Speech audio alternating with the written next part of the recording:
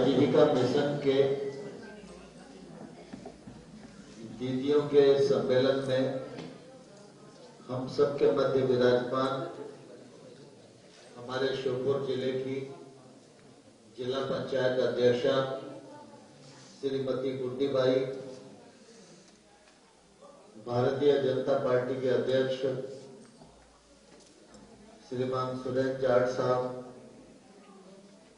इस क्षेत्र के पूर्व विधायक आदरणीय दुर्गालाल विजय जी, जिले के कलेक्टर आदरणीय संजय जी, पार्टी के पूर्व अध्यक्ष आदरणीय महावीर सिंह जी,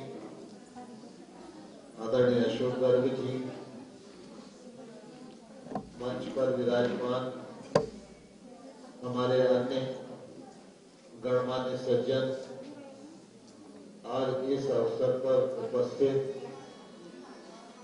मिशन के सभी अधिकारीगण और सम्मेलन में उपस्थित हमारी सभी दीदियां।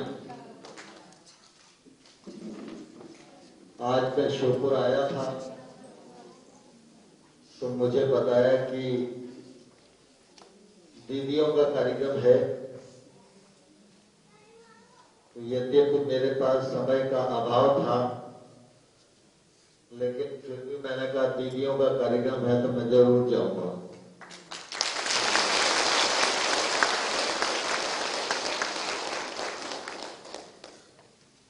हमारा ये मिशन श्योपुर जिले में 2004 में शुरू हुआ था। मुझे ध्यान है कि उस समय मैं श्योपुर जिले का प्रभारी मंत्री भी था और मध्य प्रदेश सरकार का ग्रामीण विकास मंत्री भी था। तब ब्रिटिश सरकार के सहयोग से एक योजना आई और उसके माध्यम से इस मिशन की शुरुआत हुई। फिर ये मिशन पूरे देश के स्तर पर बना और मुझे सौभाग्य प्राप्त हुआ कि भारत के ग्रामीण विकास मंत्री के नाते इस मिशन में काम करने का मुझे मौका मिला। श्योपुर चूंकि अपना पुराना जिला था, बड़ी मात्रा में गरीबी थी, बहनों तो बहनें, पुरुषों के लिए भी रोजगार की उपलब्धता नहीं थी, गांव में सड़कें नहीं थी, बिजली नहीं थी, पीने का पानी नहीं था, रोजगार के साधन होना तो बहुत दूर की बात है। लेकिन मुझे प्रसन्नता है कि आज श्योपुर में चारों तरफ विकास भी है और चारों तरफ रोजगार भी है। श्योपुर में लगभग 56 लाख बहनों के समूह बनाए गए हैं। लगभग 60-65 हजार बहनें उन समूहों से जुड़ी हैं। अभी हमारी बहन अपना अनुभव बता रही थी, तो जब बात करो तो ध्यान में आता है कि इतने वर्षों काम करने के बाद अब लोगों के जीवन स्तर में बदलाव आ रहा है। और सबसे बड़ी बात यह है, मैं जब केंद्र सरकार में मंत्री बना तो उस समय पूर्व की सरकार के समय बहुत बड़े बड़े लोगों ने लोन लिया और वो जो 10 सालों में लोन डूब गया, उसका प्रतिशत संजय जी 82। बड़े लोन जो थे 3,000 करोड़, 5,000 करोड़, 20,000 करोड़, उसमें 82% एनपीएफ। और मैंने जब ग्रामीण विकास मंत्री के रूप में चार्ज लिया तो उस समय हमारे समूह की दीदियों का जो एनपी रेट था वो 19%।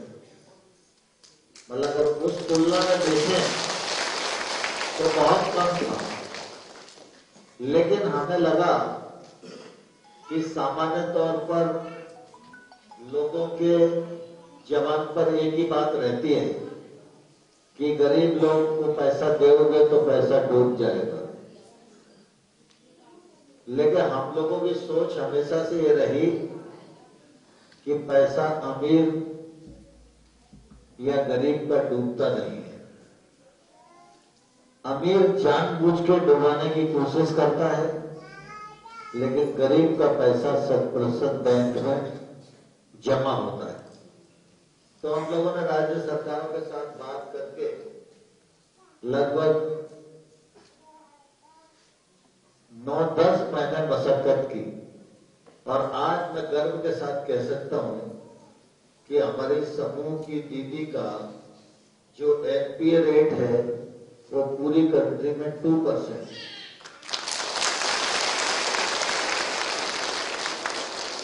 और बैंकर्स को भी हम लोग बात करते हैं तो हमेशा यही कहते हैं कि इससे ज्यादा ईमानदार हितग्राही आपको कहां से मिले। लेकिन हम सब इस बात को हमेशा ध्यान रखें कि कर्जा एक ऐसी चीज है जिसको लेने से और उपयोग करने से और पूरा चुकाने से ही हमारी समृद्धि हो सकती है। अगर पैसा बैंक का डुबा दिया तो हम भी कर्जदार हो जाएंगे, तो कर्ज से मुक्ति तो मिलेगी नहीं, कर्जा तो चढ़ा ही रहेगा, दोबारा कभी लोन मिलेगा नहीं, और एक बार खा गए तो पैसा रोटेशन के लिए भी नहीं रहेगा। तो हमारी कोशिश हमेशा यही रहनी चाहिए कि पैसा लो, पैसा जमा करो और खुद भी समृद्ध रहो, परिवार को भी समृद्ध बनाओ और अपने परिवार को आगे बढ़ाओ।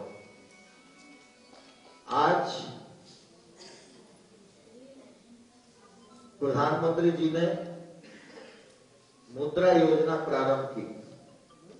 मुद्रा योजना के माध्यम से भी गरीब परिवार के लोगों को कर्ज मिला, और मुझे प्रसन्नता है कि जितने लोगों ने कर्ज लिया उनमें 42% महिलाएं, और उसका भी आंकड़ा यही है कि कुल मिलाकर पुरुषों का थोड़ा हीला हवाली होती है, लेकिन महिलाओं का पैसा बराबर बैंक में किस्त जमा हो रही है। महिलाओं का रिकॉर्ड सब जगह बहुत अच्छा है। इसी के बाद फिर गरीब लोगों के लिए एक योजना बनी, स्वनिधि योजना। रेहड़ी वाले, पटरी वाले, खोपचे वाले, छोटे छोटे लोग, कोई सब्जी बेचता है, कोई गन्ने का रस बेचता है, कोई कचौड़ी पकौड़ी बेचता है, कोई गोलगप्पे बेचता है। ऐसे लोग जिनकी कुल जमा पूंजी 5,000, 7,000, 10,000,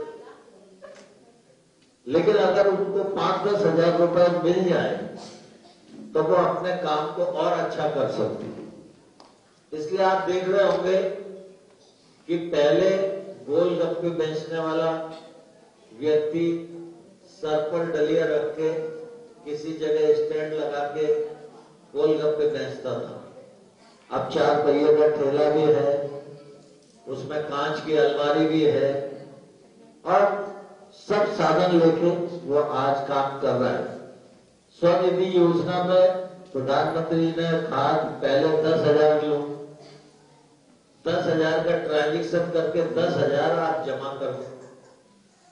10,000 आपने जैसे ही जमा किए बैंक आपको लेटर दे देगी कि अब आपको जरूरत पड़े तो 20,000 रुपया कभी भी ले लें, और 20,000 आपने चुका दिए तो फिर आपको पत्र मिल जाएगा कि अब आप 50,000 रुपए के लिए एलिजिबल हो गए हो, बिना गारंटी के 50,000 रुपए तक का लोन। कुल मिला के मैं ये कहना चाहता हूं कि प्रधानमंत्री नरेंद्र मोदी जी और राज्य सरकारें मिलकर इस दिशा में जो काम कर रही हैं, उसका फायदा हमारे देश की बहनों को मिल रहा है। एक जमाना था जब बड़े लोगों का ही बैंक में खाता होता था। आप लोगों में किसी का खाता था क्या, बताओ? आपके घर में पुरुष का भी खाता नहीं होगा, लेकिन प्रधानमंत्री जी ने जनधन खाता खुलवाया। जब जनधन खाता खुला तो लोग बोले कि गरीब में तो पैसा ही नहीं है, तो खाता खुल के क्या होगा? तो आप लोग तो आजीविका मिशन में हो, तो खाते की महत्ता को पहचानती हो, लेकिन मैं आपको एक उदाहरण बताना चाहता हूं। जब कोरोना का संकट आया तो सब दुनिया बंद हो गई, कल कारखाने बंद हो गए, रोजगार बंद हो गया, काम बंद हो गए। तो सरकार ने तय किया कि भाई खाद्यान्न जो है मुफ्त में गांव में पहुंचा। तो गेहूं चावल पहुंचने लगा, लेकिन 1-1.5 महीने बाद मैं मुरैना गया, तो मुरैना में अस्पताल में मैंने मरीजों को देखा, पूरा बंद था। और उसके बाद फिर मैं एक गांव में गया, जिस गांव में एक क्वारंटाइन सेंटर बनाया गया था, उसको देखने के लिए। तो गांव में बहुत सारी बहु बेटियां आ गई, तो वो कहने लगी कि भैया बड़ी दिक्कत है और कुछ काम नहीं चल रहा है और सब मर्द भी घर पे बैठ गए हैं। तो मैंने उनको कहा कि भाई खाद्यान्न तो तुम्हें भेजा है मोदी जी ने। तो बोले खाद्यान्न तो भेजा है, लेकिन साहब नॉन की जरूरत भी पड़ती है, दाल की जरूरत भी पड़ती है, छौंक वगैरह तेल और जीरे की भी जरूरत पड़ती है, मसाले की भी जरूरत पड़ती है।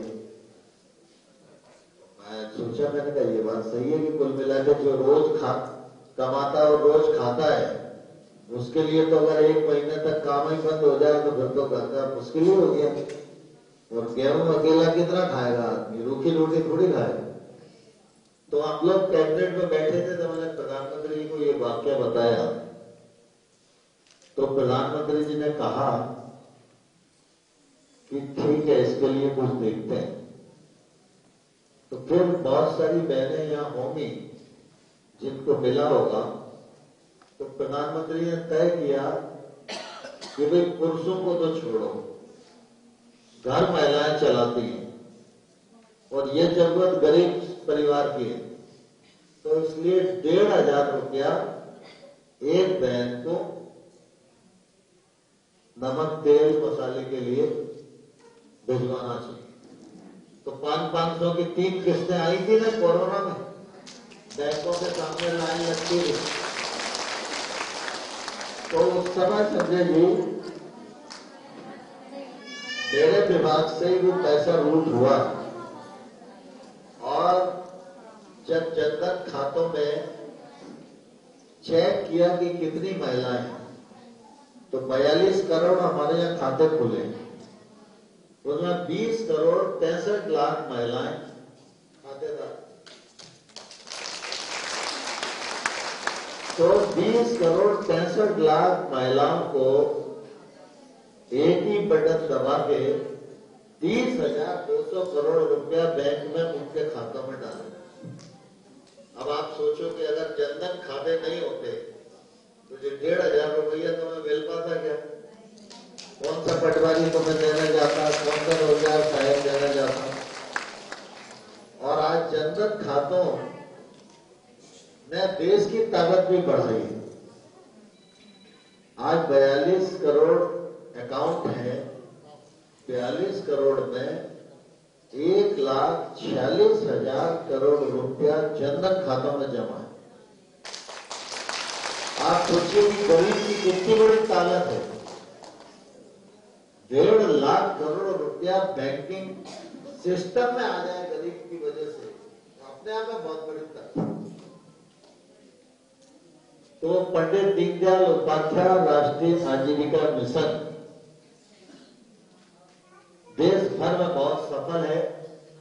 लगभग 73 लाख समूह है, 10 करोड़ के आसपास अब महिलाएं हो गई होंगी। मेरे पास जब ये विभाग था तब 8.5 करोड़ महिलाएं थी, लक्ष्य 10 करोड़ का था। तो 10 करोड़ महिलाओं के जीवन में निश्चित रूप से परिवर्तन आ रहा है। केंद्र सरकार के मंत्री के नाते भी मैंने बहुत सारी परियोजनाएं श्योपुर जिले को, मुरैना जिले को दी थी, उनका लाभ भी मिल रहा होगा। एक अमरूद का प्रोजेक्ट भी सबमिट हुआ था। अमरूद का प्रोजेक्ट भी मंजूर हुआ था ना, काम चल रहा है। 14 करोड़ रुपए की लागत से अमरूद की खेती हमारी बहनें करें, ये भी प्रोजेक्ट हमने उस समय मंजूर करके दिया था। और मैं समझता हूँ कि आजीविका मिशन से आप सबके जीवन स्तर में बदलाव आया है। मेरी बहुत शुभकामनाएं हैं। आप ईमानदारी से, परिश्रम से काम करिए, सरकार आपके साथ खड़ी है। और प्रधानमंत्री जी तो कहते हैं कि हमारे लिए तो 4 ही स्तंभ है। सबसे पहला महिलाओं का सशक्तिकरण, दूसरा युवाओं का, तीसरा गरीबों का, चौथा किसानों का। तो 4 स्तंभों में से एक स्तंभ हमारी बहनों का है और सरकार कंधे से कंधा मिलाकर आपके साथ काम कर रही है। आप इस मिशन को आगे बढ़ाइए और अपने परिवार को आगे बढ़ाने में सफलता अर्जित करिए। बहुत बहुत धन्यवाद।